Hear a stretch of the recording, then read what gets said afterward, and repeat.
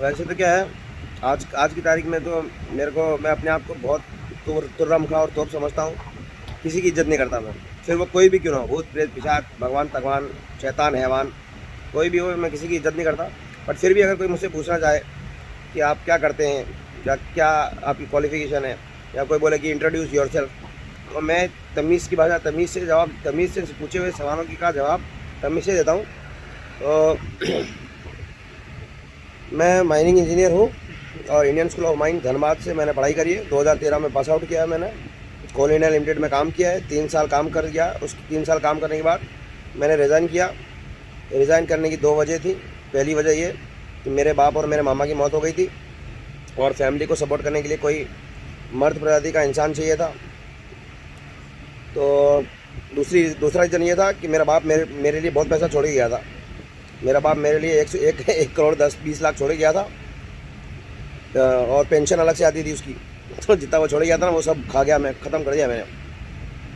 तो इसलिए मैंने नौकरी छोड़ दी थी। मैंने कहा कि फाइनेंशियल सब तो प्रॉब्लम नहीं है। मैंने कहा कम से कम इंसान प्रजाति के जानवर प्रजाति के इंसान जब समय पे काम पड़ता है तो इंसान ज़रूरी होते हैं, पैसा ज़रूरी नहीं होता इतना। इसलिए मैं नौकरी छोड़ के घर पे रह लिया। तो माइनिंग इंजीनियर हूँ मैं। तो माइनिंग इंजीनियरिंग की वैसे तो क्या है ना, जब मैंने माइनिंग इंजीनियरिंग ली थी तब तो माइनिंग इंजीनियरिंग की ज़्यादा इज्जत नहीं थी मेरे अंदर, क्योंकि क्या माइनिंग इंजीनियर पैसा अच्छा कमाते हैं। क्योंकि क्या होता है ना, थोड़ी मेहनत का काम होता है, धूल मिट्टी। वैसे तो मेरे को बचपन से डस्ट से एलर्जी है, फिर भी मैंने माइनिंग इंजीनियरिंग ली। क्यों? क्योंकि मेरा बाप बनिया था कट्टर, और 5-5 रुपये के लिए मेरी धुलाई कर दिया करता था।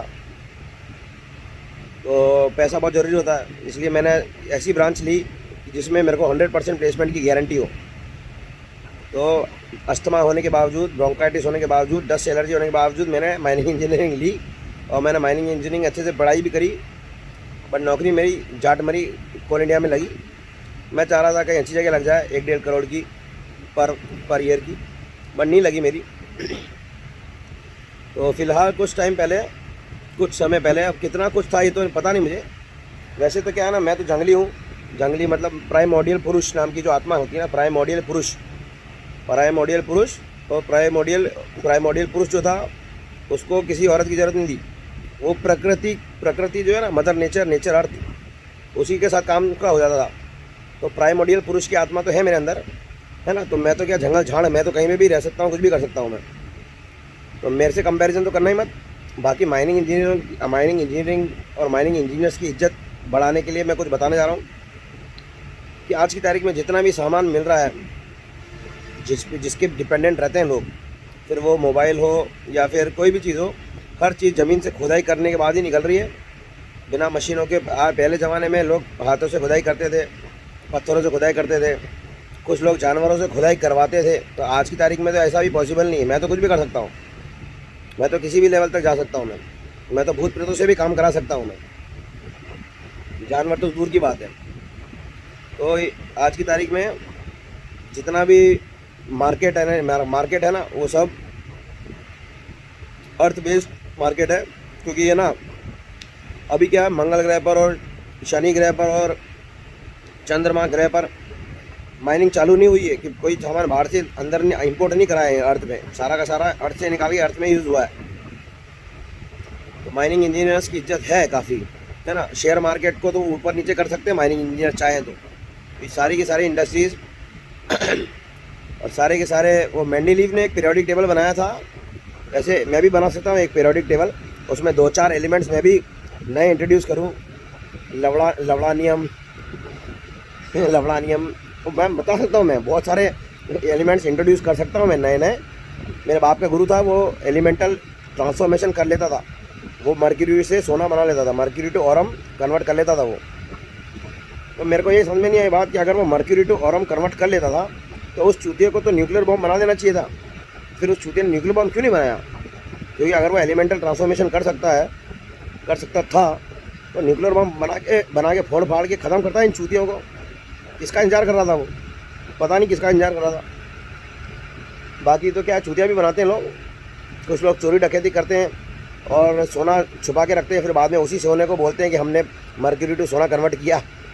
है ना। तो ये सब चलता है दुनिया में। बहुत सारे बाबा तो चोर डकैती होते हैं, 99.99% जो बाबा लोग हैं वो सब चोर डकैती थे। और फिर वो उन्होंने भगवा कपड़े धारण करके क्या कहते हैं इज्जतदार ज़िंदगी जीने की कोशिश करी। तो माइनिंग इंजीनियर्स बड़े ख़तरनाक होते हैं वैसे, है ना। एक ज़माने में जानवर माइनिंग करते थे, चूहे, रैबिट्स, है ना। तो हर कोई माइनिंग नहीं कर पाता है, हर कोई नहीं कर पाता माइनिंग, ठीक है। माइनिंग हर कोई नहीं कर पाता है। और चींटियाँ भी करती थी माइनिंग, ठीक है। और अंडरग्राउंड में, पाताल लोक में बहुत बड़ा साम्राज्य आज। मैंने एक मूवी भी देखी है, वो उससे इतने फालतू, इतना ज़्यादा हॉलीवुड में नहीं जाना मेरे को, बट जो भी है, मैं तो क्या, मेरा मूड था, मैंने कहा कि लोगों ने मुझ पर आरोप लगाए टोना टोटका तंत्र मंत्र करने के, तो मैंने कहा कर सकता हूँ मैं। मेरे पास बोरोल डेटा पड़े हुए हैं। मैंने कहा आयरन ओर के सारे बोरोल डेटा पड़े हुए हैं मेरे पास, बचेली, NMDC, दवा मुंडी, फोआ मुंडी के। मैंने कहा सारे के सारे आयरन ओर पे नज़र लगा दूंगा मैं। मेरी दृष्टि जो बड़ी क्रूर है ना, मैं नज़र लगा दूंगा सारे आयरन ओर पे, और बड़े सारा आयरन ओर, हाई क्वालिटी का आयरन ओर सारा कचरे में कन्वर्ट हो जाएगा। 999 साल की लीज ली थी भड़वों ने। बहुत गर्मी है यार, चलो बाद में बात करेंगे। जय महाकाली, माइनिंग भोकाली। काली की इज्जत हो ना हो, बट माइनिंग भोकाली थी, है और रहेगी। काली तो किसी इंसान के पैरों के तले कुचल सकता हूँ, और क्या। वो फोटो में उल्टा दिखाया है, फोटो में दिखाया कि है ना, ऊपर काली, नीचे शिव। मैंने कहा उल्टा था। वो पहले ज़माने में काली नाम की जो लौंडिया थी ना, उसको शिव नाम का लौंडा कुचल दे रहा बहुत बुरी तरीके से। तो शिव काली के भक्त थे ना, उसने बचाने के लिए उल्टी चीज़ों को बढ़ावा दिया, जिससे कि क्या है ना, जिनको पता ना हो वो उल्टा सोचें, और जो ना हुआ हो वो भी हो जाए। तो मैंने कहा मेरे जैसे इंसान पैदा हो चुके हैं ऑलरेडी। चलो गुड नाइट, बाय बाय।